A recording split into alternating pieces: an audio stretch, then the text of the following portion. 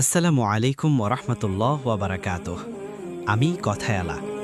অবাক হয়ে বলতে হয়েছে, কি বড্ড খারাপ হয়ে গেছি আমরা সবাই, বড্ড খারাপ হয়ে গেছি, অনেক খারাপ। জানি না আমরা শেখের সময় কি জবাব দিব। আমরা কেন এমন হয়ে গেলাম? আল্লাহ যা আদেশ করেছেন আমরা কেন তা মানতে পারলাম না? যে কাজ লজ্জার, নিষেধের, সেগুলোই কেন আমরা করতে লাগলাম? আমরা কি পেলাম এতে? কেন আমাদের মন এত খারাপ হয়ে গেল? কেন এলো এত রাগ, এত হিংসা, এত মাতলাবি? এতটা খারাপ হওয়া কি সত্যিই দরকার ছিল?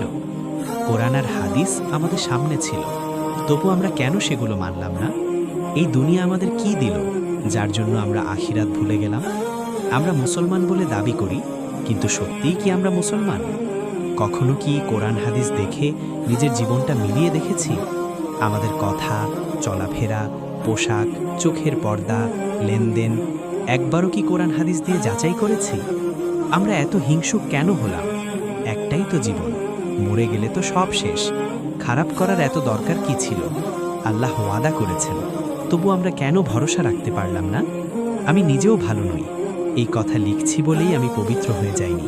তবু প্রশ্নটা থেকেই যায়, আমরা কেন আল্লাহ আর রসুল সাল্লাল্লাহু আলাইহি ওয়াসাল্লাম থেকে এত দূরে চলে গেলাম? শেষ প্রশ্ন, ভাবার জন্য। আজ যদি কোরআন হাদিস দিয়ে নিজের জীবনটা যাচাই করি, তাহলে কি আমরা নিজেদের সত্যিকারের মুসলমান বলতে পারবো? ভালো লাগলে আপনি চাইলে লাইক, শেয়ার বা মন্তব্য করতে পারেন। না লাগলে না করলেও সমস্যা নেই। আল্লাহই সবচেয়ে ভালো জানেন। আল্লাহ হাফিজ।